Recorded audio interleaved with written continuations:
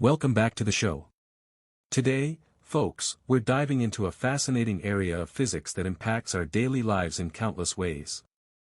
As you can see from our first slide, we're tackling Chapter 4 Part 3, Thermal Physics.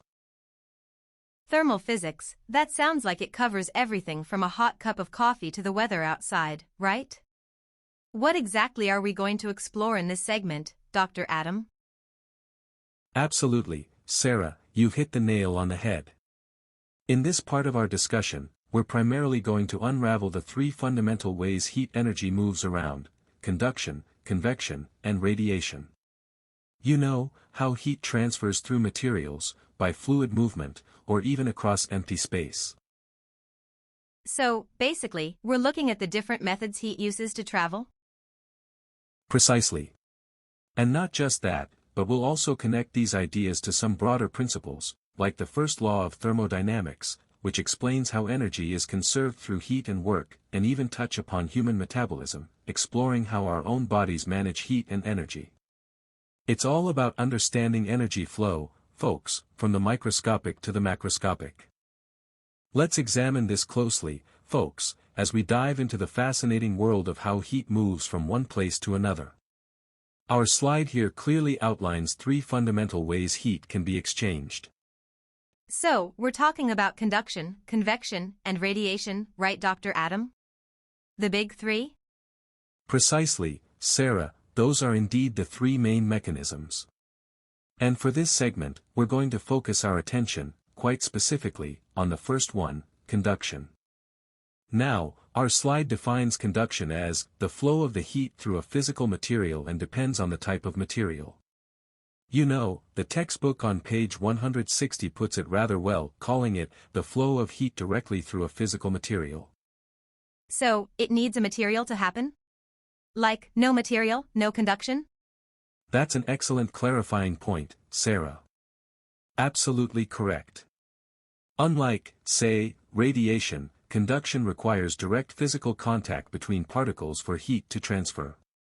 Think of it like a line of dominoes: one falls and bumps the next, passing the energy along, but the individual dominoes don't travel the entire length of the line themselves. This is how heat moves through, for instance, a metal rod. Moving on to quantifying this heat flow. The heat flow by conduction, which we denote with Q, through a rod depends on several key factors. Our visual aid, that lovely diagram of a rod with temperatures T1 and T2 at its ends, helps us visualize these. First, the type of material matters immensely, as we just discussed. Second, the cross-sectional capital A, that's the area perpendicular to the heat flow, plays a role. Okay, so the bigger the area, the more heat flows, like a wider road for car traffic? A splendid analogy, Sarah. A wider road indeed allows more traffic to pass. And it's not just the area, the temperature difference, or delta T, between the rod's ends is critical. A larger difference means more vigorous heat transfer. Then there's the length of the conductor, L, and finally, the time of heat flow, T.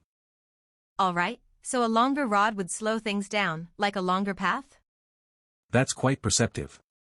Yes, a longer path for the heat to travel generally means less heat flows for a given time and temperature difference. Now, combining all these observations, physicists have formulated an equation to describe this: Q equals K times capital A times delta T over L, all times T. And here, folks, K is a very important constant. What exactly is K? The slide calls it thermal conductivity. Indeed, it is. The textbook on page 162 clearly states, the constant K is referred to as the thermal conductivity of the rod. It varies from material to material. This K essentially tells us how good a material is at conducting heat. A high K means it's a good conductor, like copper, which is why your cooking pots heat up quickly. A low K means it's an insulator, like wood, which is why you can hold the handle of that hot pot. Now, a crucial question, and one often overlooked: what is its unit? Oh, that's a good one. How do we figure that out from the formula? Excellent, let's derive it together. We have Q, which is heat, measured in joules. On the other side of the equation, we have K times capital A, which is area in square meters, times delta T in Kelvin, over L in meters, all times T in seconds. So, if we rearrange the formula to solve for K, we get K equals Q times L, all over capital A times delta T times T. Let's plug in the units. K equals joules times meters, all over square meters times Kelvin times seconds. And joules over seconds is watts. Spot on, Sarah. So, that simplifies to watts times meters over square meters times Kelvin. And we can simplify further, 1 meter on top cancels one of the square meters on the bottom. So, the unit for thermal conductivity, K, becomes watts per meter per Kelvin. A most elegant derivation, isn't it? This unit makes perfect sense, as it tells us how much power, or energy per second, flows through a meter of material for every Kelvin of temperature difference. Let's examine this closely, folks.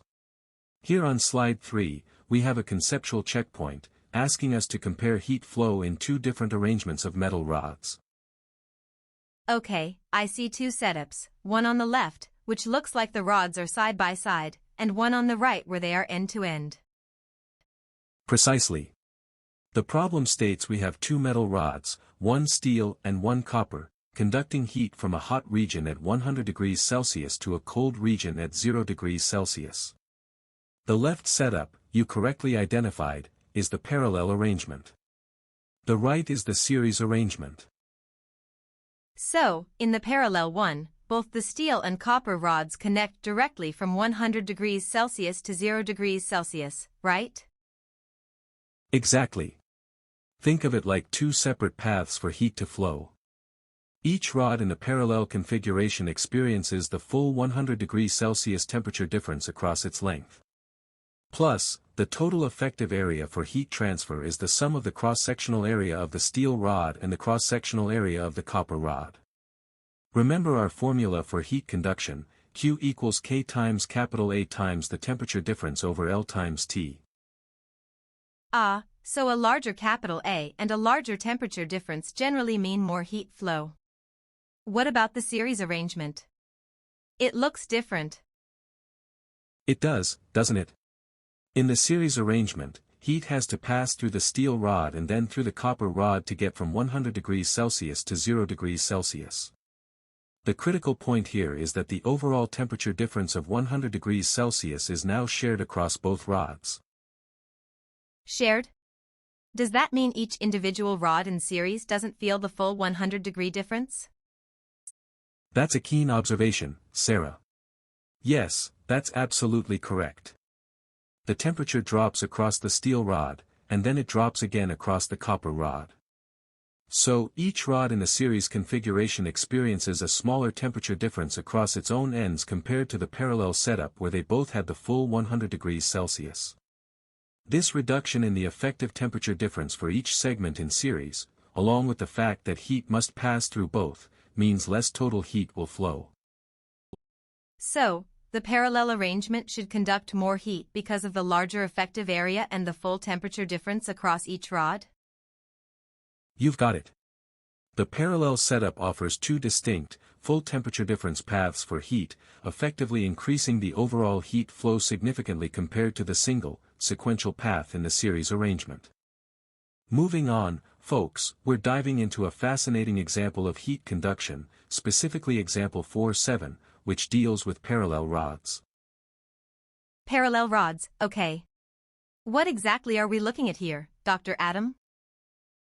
Well, imagine we have two different metal rods, one made of lead and the other of copper. As you can see in the diagram, they are connected in parallel between two metal plates. One plate is held at a cool 2.0 degrees Celsius, while the other is quite hot, at 106 degrees Celsius. So, a significant temperature difference there. Precisely. We're told both rods are 0.525 meters long and have a square cross-section, 1.50 centimeters on a side. Our mission, if you choose to accept it, is to determine how much heat flows through these two rods in just 1.0 second, assuming no heat escapes to the surroundings except at the ends. And how do we even begin to calculate heat flow through two different materials like that? Do we just add them together?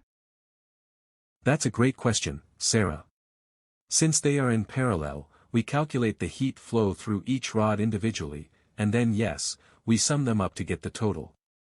We'll use our familiar heat conduction formula, Q equals K times capital A times delta T over L, all times time T. Here, Q is the heat transferred, K is the thermal conductivity of the material, capital A is the cross-sectional area, delta T is the temperature difference, and L is the length of the rod. And, of course, T is the time. Got it. So, first for the lead rod? Exactly. For the lead rod, Kl, its thermal conductivity, is 34.3 watts per meter Kelvin. The cross-sectional capital A is 1.50 centimeters squared, which we convert to 0.0150 meters squared. The temperature difference, delta T, is 106 Kelvin minus 2 Kelvin, giving us 104 Kelvin. The length L is 0.525 meters, and the time T is 1.0 second. Plugging those numbers in, we find QL, the heat through the lead rod, is 1.53 joules. That's the heat through just the lead. What about the copper? I'm guessing it will be very different. You're very astute, Sarah. For the copper rod, Kc, its thermal conductivity, is much higher, coming in at 395 watts per meter Kelvin. Notice that's significantly larger than lead's value, right? The other parameters, capital A, delta T, L, and T, remain the same as for the lead rod. When we calculate for copper, Qc comes out to 17.6 joules. Wow, that's a huge difference. Copper conducts so much more heat. Absolutely. This stark difference really highlights why copper is so often used in heat exchangers and electrical wiring, due to its excellent conductivity. Finally, to get our total heat flow, Q total, we simply add the heat transferred through the lead and the copper. So, 1.53 joules plus 17.6 joules gives us a grand total of 19.1 joules of heat flowing through this entire parallel setup in that 1 second. See how understanding the properties of materials, like thermal conductivity, is key to solving these kinds of real-world problems. Next up. Alright folks, so we've been talking a lot about heat conduction, and now we're going to dive into some really neat real-world applications. Look at the slide, and let's start with number 1, insulated window. You know, when we talk about a home being energy efficient, insulated windows are key. Oh, like double-paned windows? I have those in my house, but I never really thought about why they work. Exactly, Sarah. An insulated window is constructed from 2 panes of glass, and crucially, these panes are separated by an air-filled gap. The magic here is that air is a very poor heat conductor. Remember from our textbook that insulators conduct heat poorly. So, the air acts as an insulator, keeping heat from escaping in winter or coming in during summer? Precisely. The low thermal conductivity of that trapped air significantly reduces the rate of heat transfer through the window, making your home more comfortable and saving energy. It's a fantastic example of controlling heat conduction. Moving on. Now, let's look at the formula displayed here, Q equals K capital A delta T over L times T. This equation quantifies the amount of heat, Q, transferred by conduction. Here, K is the thermal conductivity of the material, capital A is the cross-sectional area through which heat flows. And what does delta T represent? Is that the temperature difference? You got it. Delta T is the temperature difference between the two ends of the material, L is the length or thickness of the material, and T is the time over which the heat transfer occurs. So, a larger area or a bigger temperature difference means more heat transfer. But if the material is thicker, meaning a larger L value, what happens to Q? It would decrease, right? Because L is in the denominator. So, thicker insulation is better. Absolutely, Sarah. You're thinking like a physicist. Now, let's look at a fascinating biological application, countercurrent exchange. This is how some animals, and even us, manage to regulate body temperature. I see a flamingo standing in water. Is that an example? It is indeed. The slide describes countercurrent exchange as the exchange of heat between warm blood in arteries and the returning cold blood in venous from the leg to the body. For a bird like this flamingo standing in cool water, it's vital. Warm blood flows down its leg in the arteries, and as it passes, it transfers heat to the cooler blood returning to the body through the veins. So, the heat flows from the artery to the vein? That's right. The diagram of the human arm illustrates this beautifully too. Notice how the artery, carrying warm blood from the trunk, runs very close to the vein, which carries cooler blood back. The temperatures shown, like 37 degrees Celsius in the warm artery and 23 degrees Celsius in the cold blood returning, create that delta T for heat transfer. And this keeps the bird's feet cooler, so it doesn't lose as much body heat to the cold water? Precisely. It minimizes heat loss from the extremities to the environment, allowing the bird to maintain its core body temperature. It's an incredibly efficient adaptation, much like our own bodies do with our hands and feet in cold weather. Isn't that neat? Here is the key concept we need to understand today: the significance of thermal conductivity in dentistry. Folks, it might not be the first thing you think of when you visit the dentist, but it's crucial for both patient comfort and successful treatment. Interesting, Dr. Adam. So, we're talking about how heat moves through materials in your mouth? Precisely, Sarah. And the fundamental principle governing this is the equation you see right there: Q equals K capital A times delta T over L, all of that times T. This is the heat conduction equation, telling us the amount of heat energy, Q, transferred. Okay, so each of those letters must stand for something specific. What do they represent, exactly? Excellent question. Let's break it down. As our textbook defines it, conduction is the flow of heat directly through a physical material. In this equation, Q is the amount of heat transferred in joules. The K is what we call thermal conductivity, and it's a measure of how easily a material conducts heat. A high K means it's a good conductor, like metals. A low K means it's a good insulator, like wood or air. So, a material like a metal filling would have a high K, I assume? You got it. And that's where the significance comes in. Capital A is the surface area through which the heat flows. Delta T is the temperature difference between the two ends of the material, for example, the difference between hot coffee and the inside of your tooth.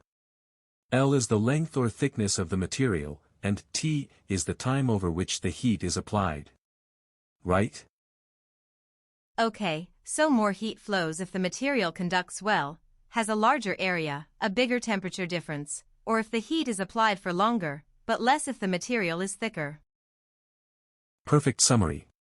Now, let's look at how dentists apply this to avoid thermal injury to vital living tissue, which is our first major point. Think about putting a metallic filling in your tooth, as shown in the diagram. Your tooth has nerves, which are very sensitive to temperature changes. So, you don't want too much heat reaching the nerve. Exactly. To minimize that Q, the heat transferred, a dentist would choose a filling material with a low thermal conductivity, that's our K. But often, for strength and durability, metallic fillings are used, which are good conductors. So what then? You'd have to adjust the other factors in the equation, like the capital A or the L. That's the key. They aim to make the surface area, capital A, of the filling material as small as possible where it's near sensitive tissue. And they try to make the length, L, of the filling material, or rather, the protective layer under it, as long as possible. A longer path means less heat reaches the tissue. Ah, I see the cement base in the diagram. That must be the long length, L, of low K material you're talking about. Absolutely. The cement base, often made of calcium hydroxide or another insulating material, acts as a thermal barrier. It has a low K to begin with, and its thickness, that's our L, helps to further reduce heat transfer. They also try to make sure the time, T, that heat is applied is short, and the temperature difference, delta T, is small, avoiding extreme hot or cold foods. So, by shaping the filling and using this cement base, they control K, capital A, and L to protect the living tissue. Moving on to the second point. Dentists also use thermal conductivity for biophysical simulation of denture-supporting tissues. This is about ensuring that dentures, especially those with metal bases, still allow the wearer to feel hot and cold sensations from food. Why is that important for dentures? I thought you wanted to protect tissues from heat. A great point of contrast. With dentures, it's not about injury but about sensory feedback.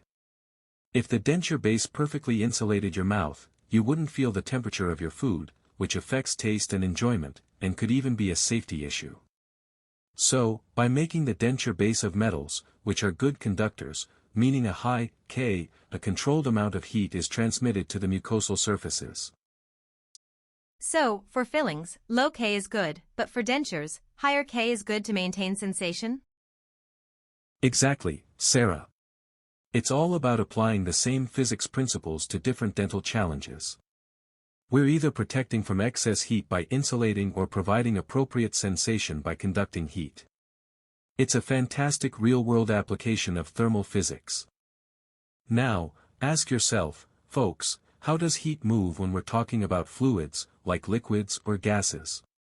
Our slide today, slide 7, introduces us to the concept of convection. Oh, convection. I've heard that term, usually in relation to ovens or weather. Is that where the physical movement of the substance itself carries the heat? Exactly, Sarah, you've hit the nail on the head.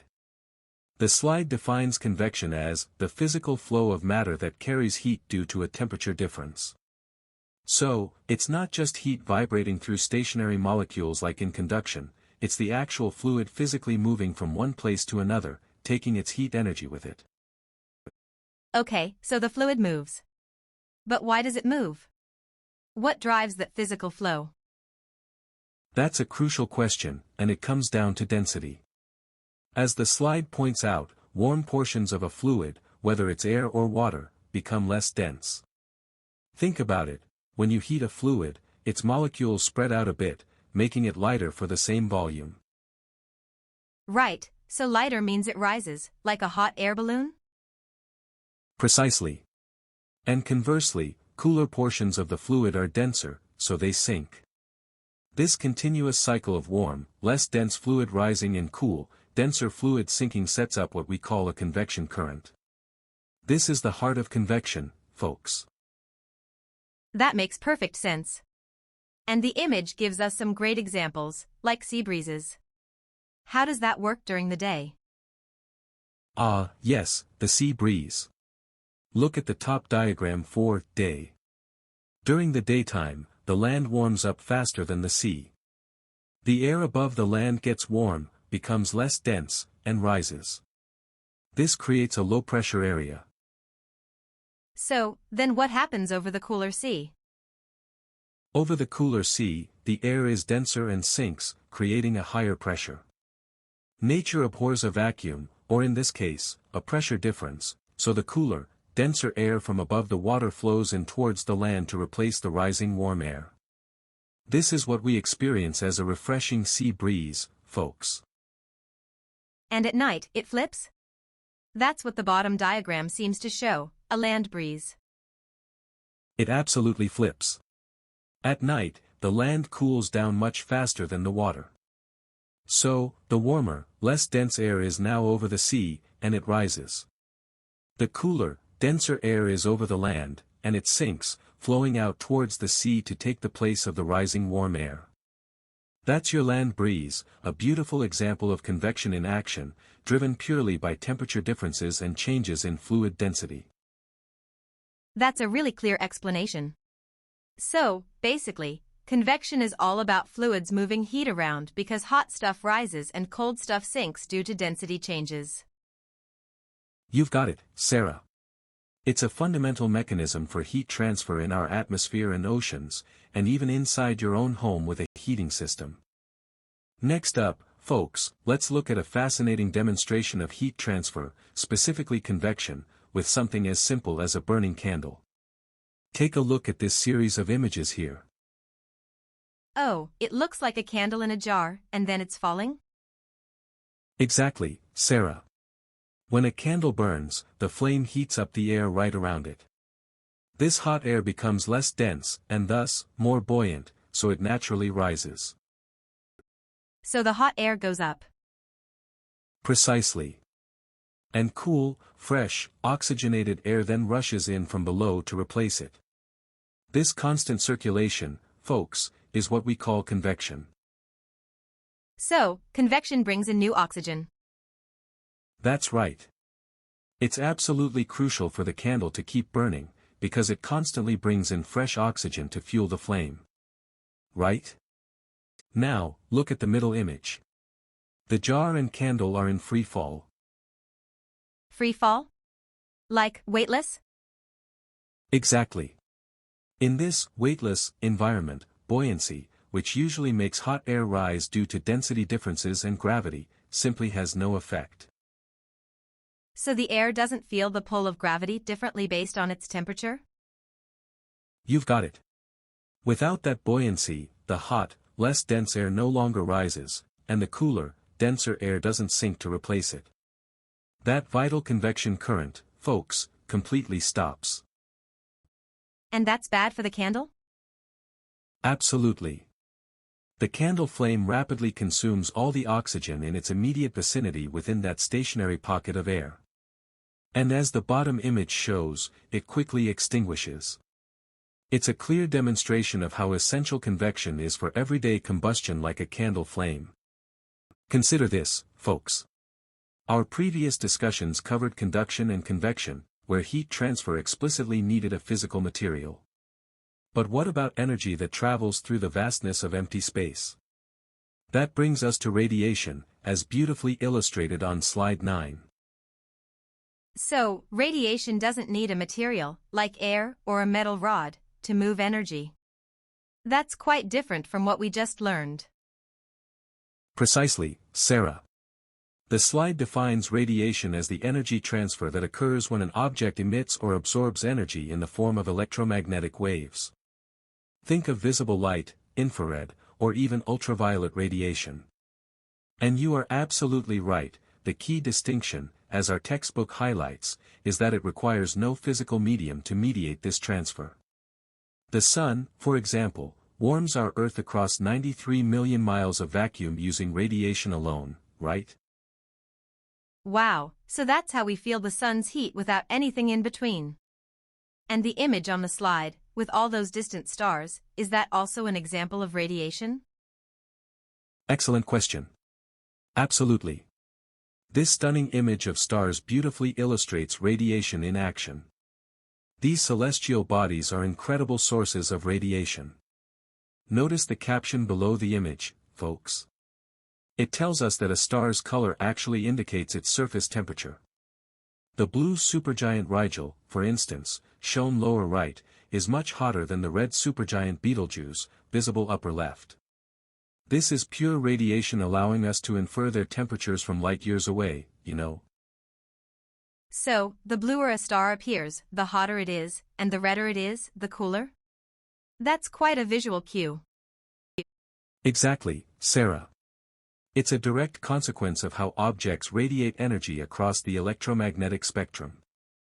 Hotter objects tend to emit more energy at shorter, bluer wavelengths, while cooler objects radiate more at longer, redder wavelengths.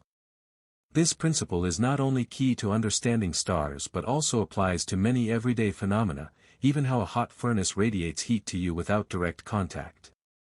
Let's dig a little deeper into how objects transfer heat through radiation, specifically focusing on the Stefan-Boltzmann law. You know, folks, when we talk about heat transfer, radiation is unique because it doesn't need a medium like conduction or convection does. It's how the sun's energy reaches Earth, for example. The Stefan-Boltzmann law quantifies this, telling us that the radiated power, which we denote as P, is directly proportional to the fourth power of the absolute temperature, T. The fourth power? That sounds like temperature has a really significant impact on how much power is radiated. It certainly does, Sarah. You've grasped a key point there. Even a slight increase in an object's absolute temperature can lead to a dramatic increase in the amount of energy it radiates. It's a very sensitive relationship. Right? Right. So, if an object gets just a little hotter, it could emit a lot more heat?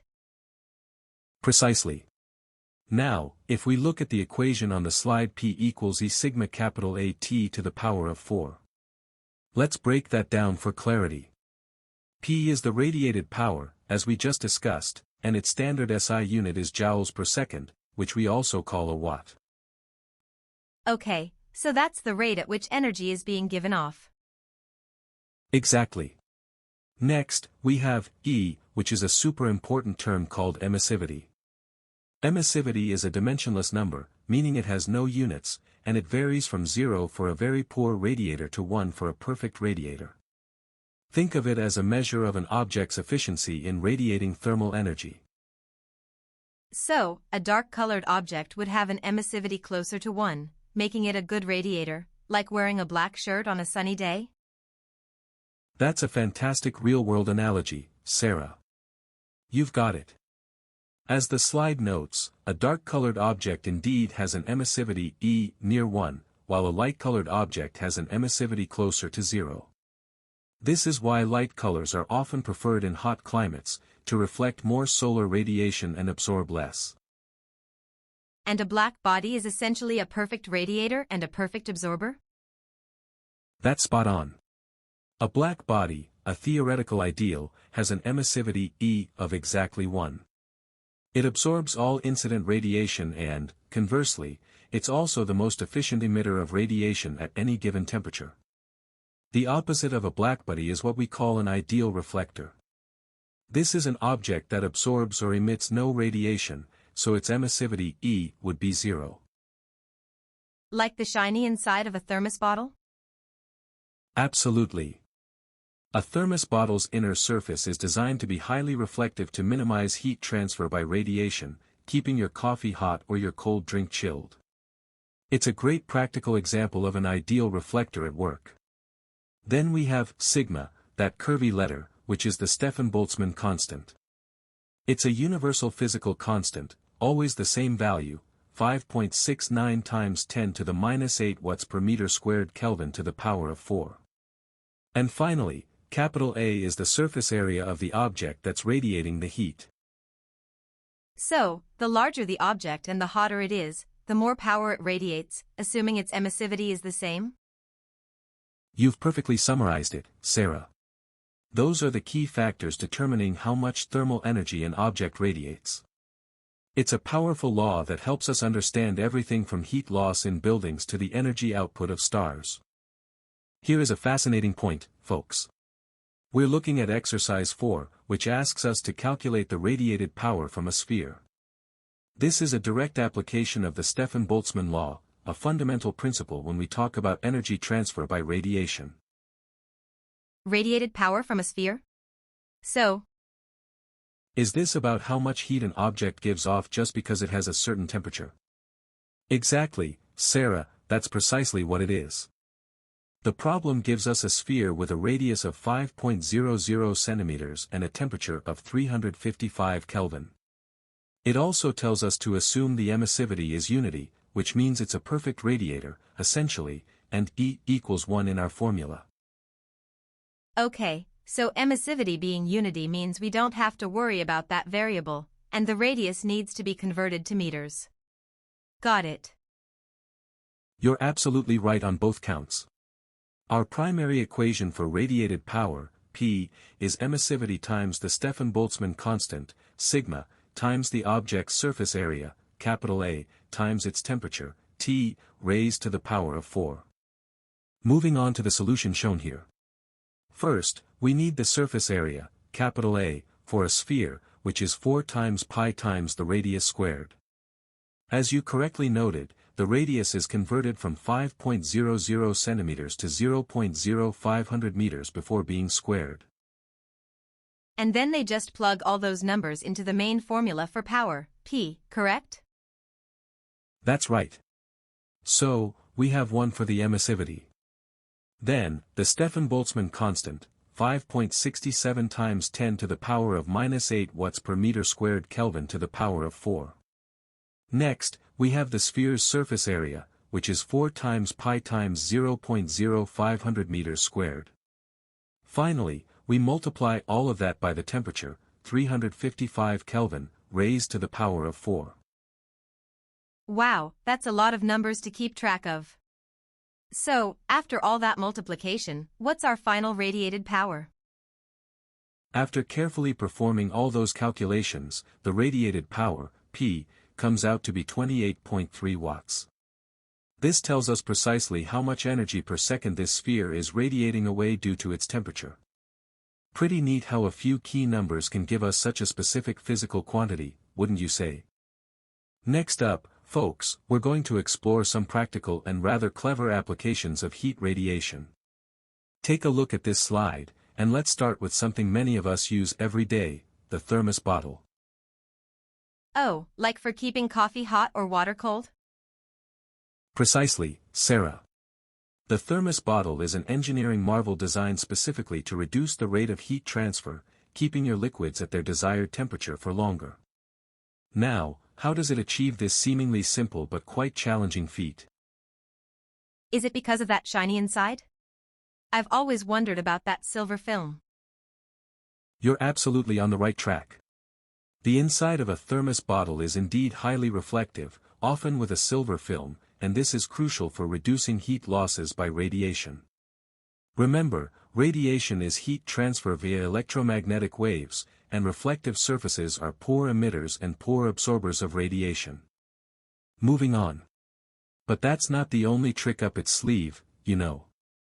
If you look at the diagram, you'll see a vacuum between the inner and outer walls. A vacuum? So, like, empty space? How does that help? Excellent question, Sarah. That vacuum is key because it dramatically reduces heat losses by convection and conduction. Since there's virtually no matter in that space, there's nothing to conduct heat across, and no fluid to set up convection currents. So, with the vacuum handling conduction and convection, and the silver film tackling radiation, we've minimized all three major modes of heat transfer. Right?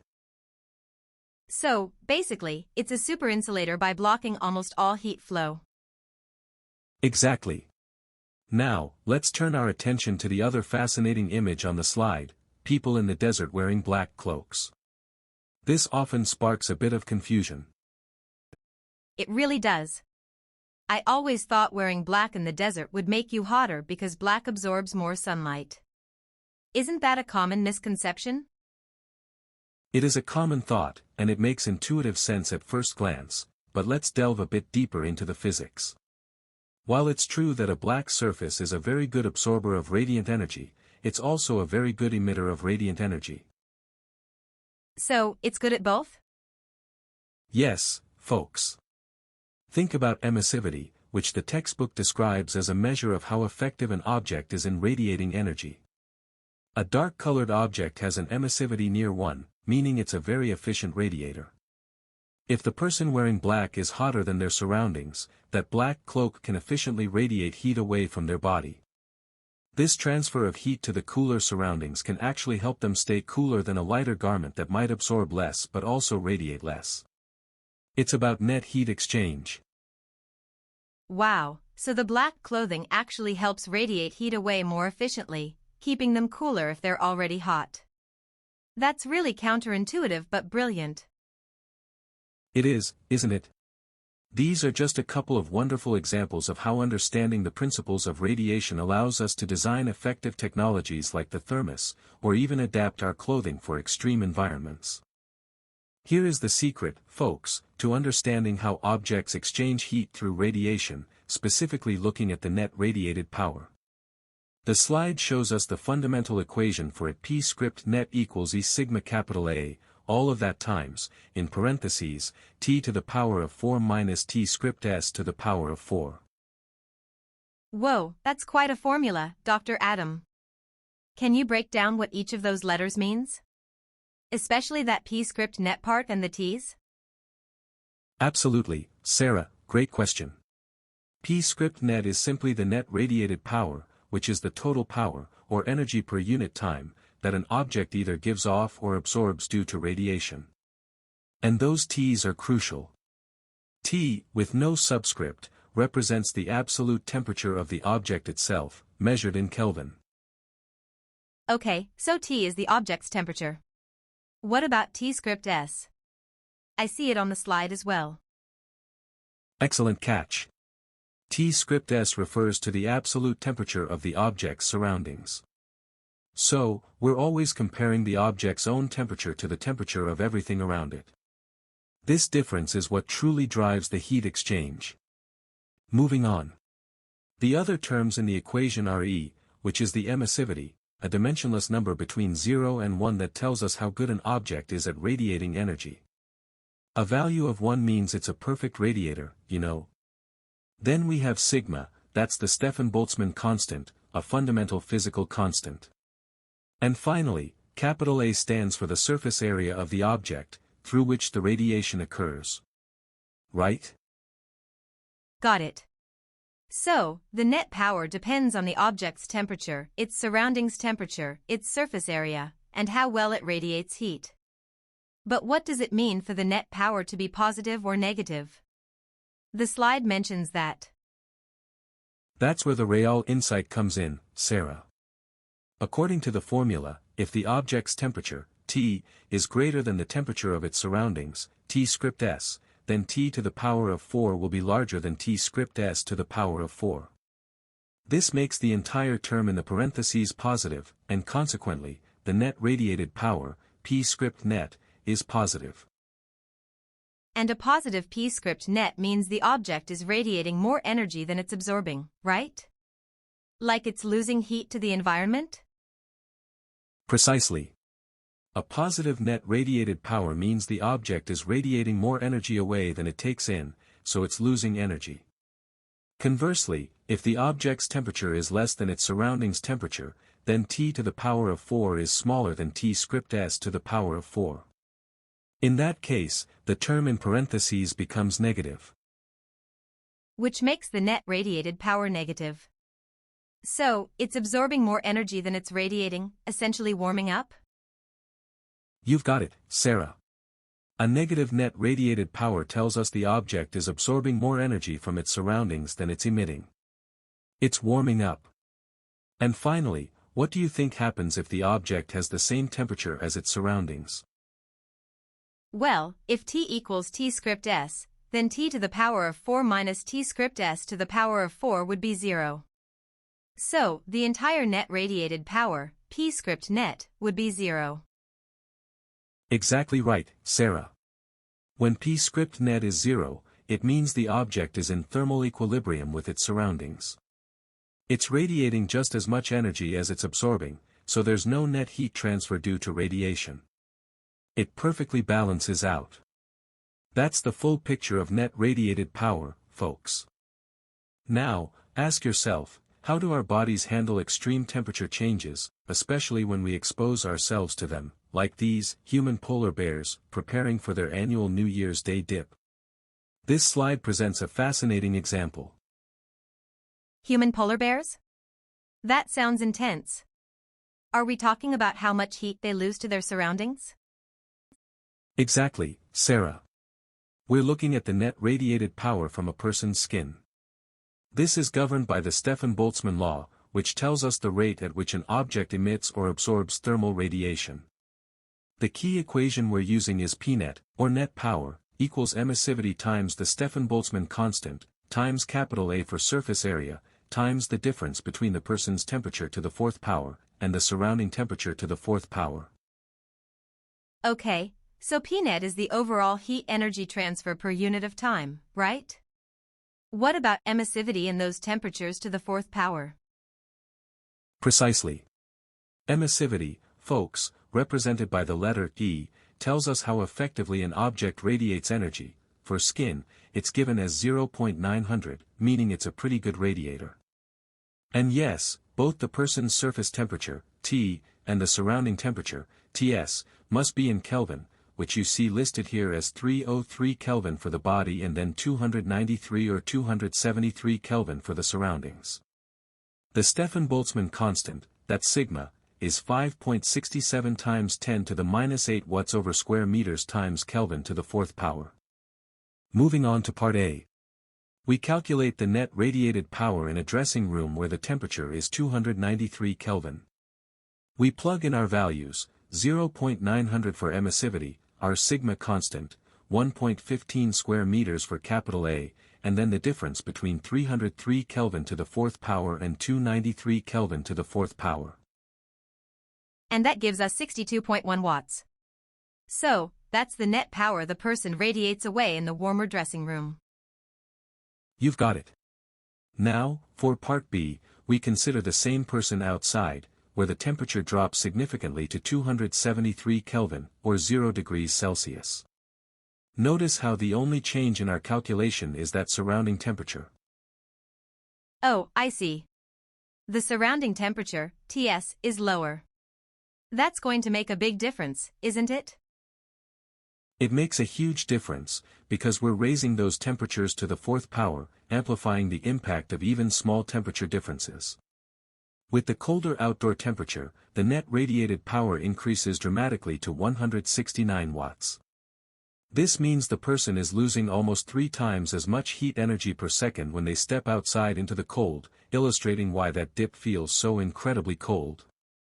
It's like going from radiating heat equivalent to a small light bulb to radiating heat closer to a 150-watt bulb. Wow, that really puts it into perspective. So, even a 20-degree Kelvin difference in the surroundings has a massive effect on heat loss because of that fourth power relationship. Let's examine this closely, folks. Today, we're diving into one of the most foundational principles in all of physics, the first law of thermodynamics. It's essentially an elegant statement of energy conservation for a thermodynamic system. Oh, like energy can't be created or destroyed, just transformed? Precisely, Sarah. You've got the core idea. Now, on slide 15 here, we see how this law is expressed mathematically. It tells us that the change in a system's internal energy, which we denote as delta U, is related to the heat, Q, and the work, W, as follows, delta U equals Q minus W. Moving on. So, delta U, our change in internal energy, represents all the energy within the system that's not kinetic energy of the system as a whole or potential energy due to external forces. Think of it as the sum of kinetic and potential energies of the molecules inside. Okay, so delta U is like the total energy contained within whatever we're studying? Exactly right, Sarah. And the equation shows how that internal energy changes due to 2 primary ways energy can enter or leave our system, heat and work. Now, let's look at the signs, because they are absolutely crucial for understanding this law. First, for Q, which is heat. When heat is added to the system, Q is positive. And if heat is taken away, it's negative? You got it. If heat is removed from the system, Q is negative. Pretty straightforward, right? Next up is work, W. The slide defines it as positive when work is done by the system. Imagine a gas expanding and pushing a piston, that's work done by the system, so W would be positive. So, if work is done on the system, like if you're compressing that gas, W would be negative? You're absolutely on the ball, Sarah. When work is done on the system, W is negative. This is a common convention in many physics contexts, especially with the delta U equals Q minus W formula. Finally, the slide summarizes the sign convention for delta U itself. Delta U is positive when heat is added to the system or when work is done on the system, meaning the system gains internal energy. Conversely, delta U is negative when heat is removed from the system or when work is done by the system. Does that make sense? It does.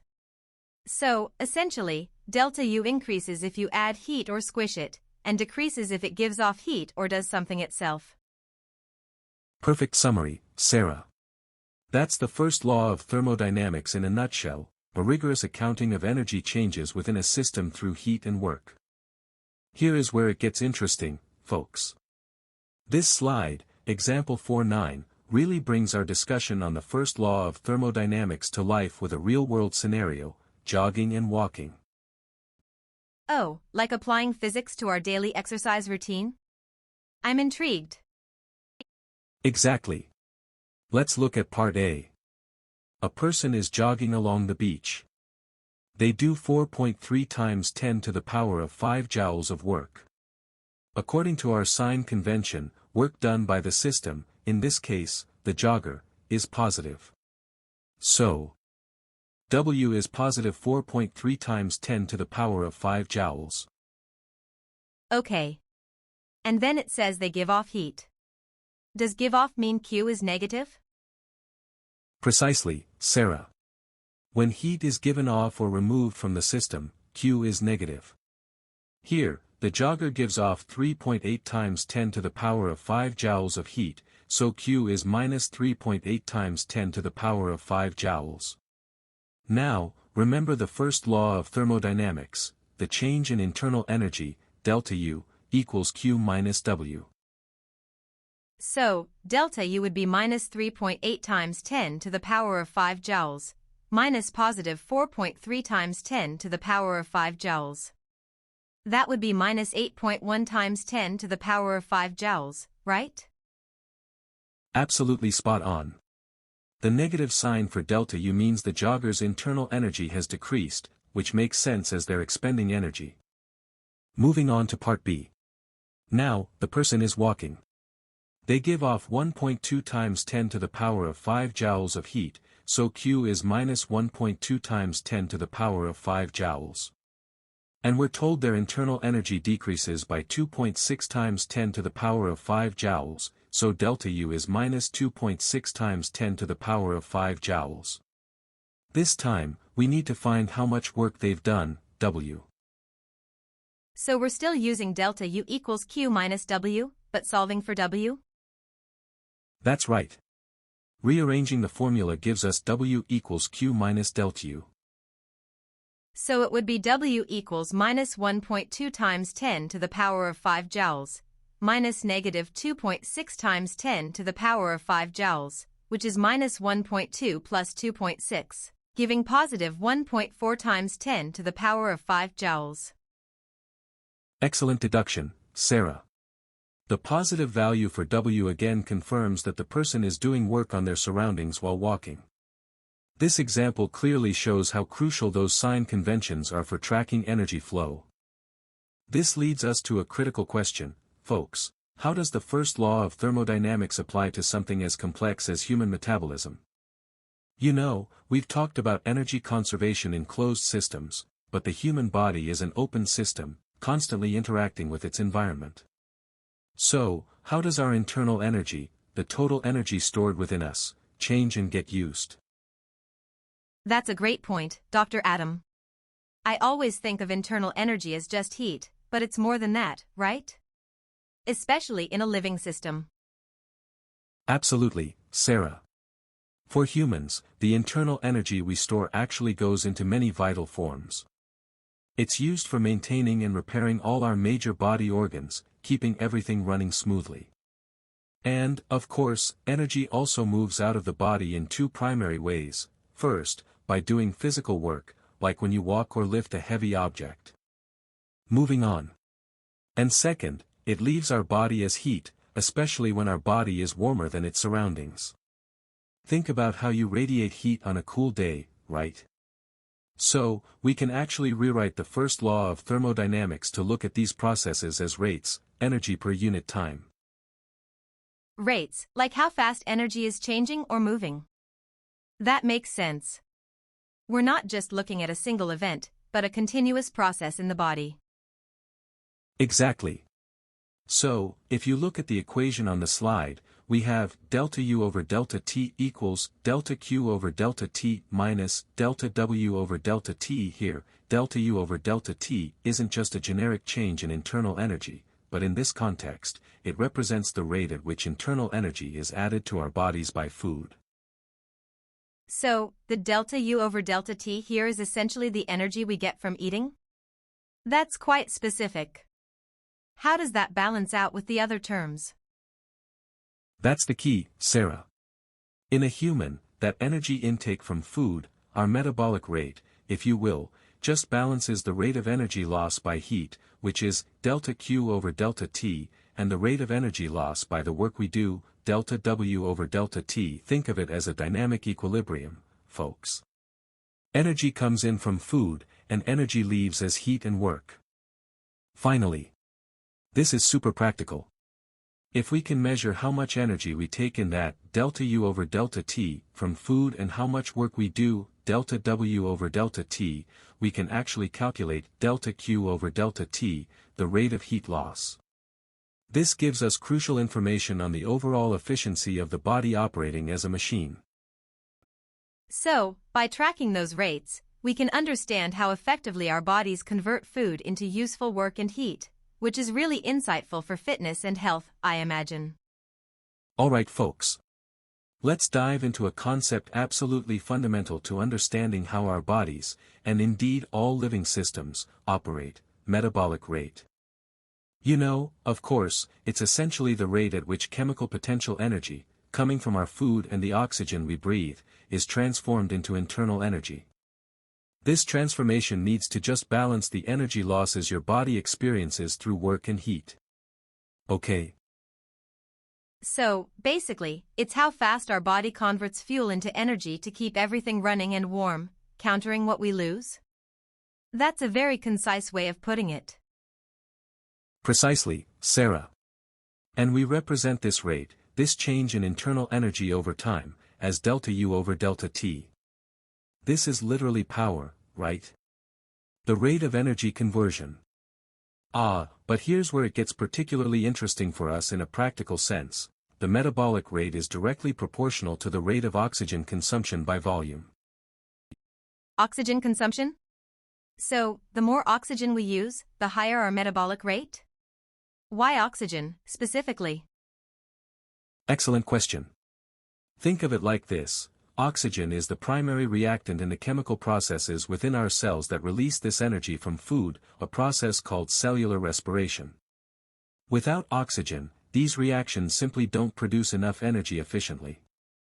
So, we found that for an average diet, this relationship holds beautifully. Delta U over delta T, our metabolic rate, equals 4.8 times delta VO2 over delta T. 4.8? And what are the units for that, if delta U over delta T is energy per second? Great catch on the units. Yes, delta U over delta T is measured in kilocalories per second, kcal over s, which is a unit of power, just like watts or joules per second.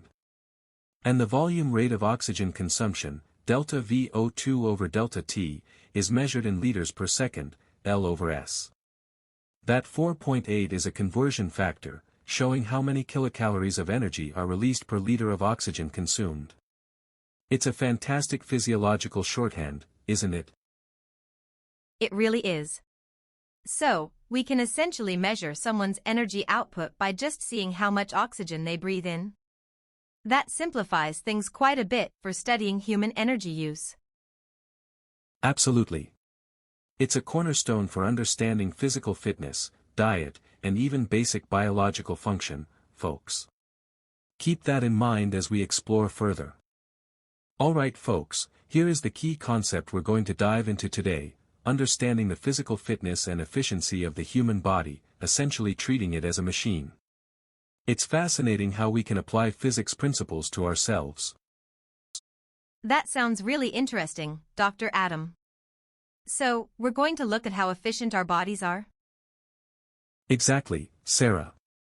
And to start, the body's efficiency, which we denote with the letter E, is fundamentally defined as a ratio. It is the mechanical power supplied by a human, over the total power input to the body, which we also call the metabolic rate. So, it's like useful work output compared to the total energy we're burning? Is that what power input means? You've got it, Sarah. Precisely. Looking at the equation on the slide, you see E equals the mechanical power, written as W over delta T, all over the metabolic rate, which is delta U over delta T. Both of these are rates, meaning power. Okay, so W over delta T is the power we produce, like when we're moving something, and delta U over delta T is all the energy our body uses, even just to stay alive? Yes, that's a perfect way to think about it. The W over delta T represents the actual mechanical work we do per unit time, our power output. The delta U over delta T is the total energy consumed by the body per unit time, encompassing everything from basic bodily functions to the energy used for movement. Moving on to how we quantify this. On the left side of the slide, we have a table that shows different fitness levels and their corresponding maximum oxygen consumption rates. This is a very direct way to assess aerobic fitness, you know.